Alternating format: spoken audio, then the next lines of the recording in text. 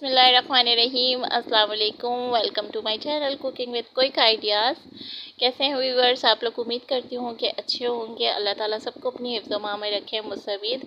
और आज हम बनाने जा रहे हैं मटन कुन्ना, जिसकी रेसिपी बहुत यूनिक है और बहुत ही अच्छी है। आपको ज़रूर पसंद आएगी। आप आराम से अपने घर में बनाएं और सबका दिल जीत लें वाली रेसिपी है।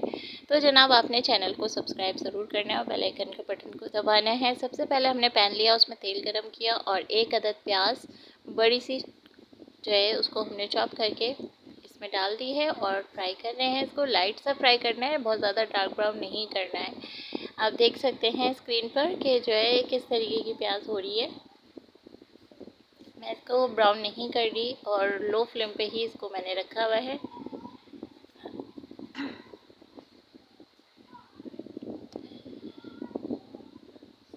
अच्छी तरह इसको हम मिक्स करते रहेंगे। अब इसमें हम डाल रहे हैं दही, 1 पाव तकरीबन, और इसको प्याज के साथ मिक्स कर लेंगे। अब हम इसमें डाल रहे हैं नमक, पिसा धनिया मैंने 2 टेबल स्पून लिया था और 1 टेबल स्पून पिसी मिर्च, हल्दी, और ये 1 टेबल स्पून ही इसमें गरम मसाला पिसा हुआ ऐड होगा। अदरक लहसुन का पेस्ट डालें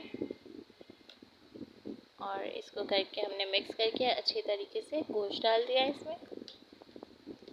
अच्छा, गोश्त कोशिश कीजिएगा कि जिसमें थोड़ी सी नली हो और हड्डी वाला गोश्त हो, तो वो हो तो बेहतर हो जाएगा। तो जनाब, हम इसमें डाल रहे हैं पानी ताकि हमारा गोश्त अच्छी तरह से गल जाए। तकरीबन इसमें 1.5 कप मैंने पानी डाला है और इसको मिक्स करके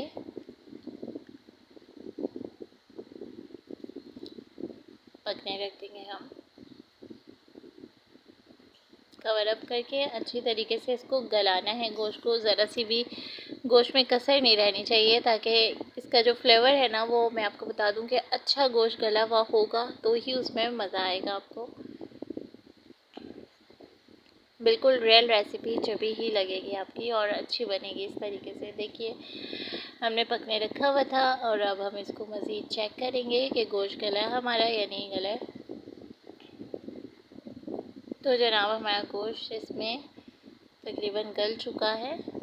हमने करनी है इसकी अच्छी तरीके से भुनाई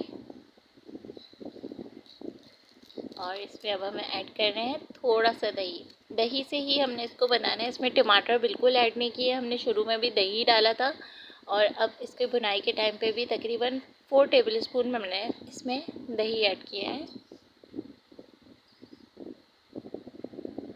और अच्छी तरीके से इसको भून लिया है। अच्छा, ये देख लीजिए जनाब, जो कुन्ने का असल जो मसाला है जिससे आपका कुन्ना जो है बेहतरीन और बिल्कुल रियल रेसिपी बनेगी, वो मैं आपको बता रही हूँ। इसमें काली मिर्च पाउडर है, ज़ीरा पाउडर है, इसमें जायफल पाउडर है और इसमें 1 अदद दालचीनी पाउडर और बादियान का फूल 1.5 अदद।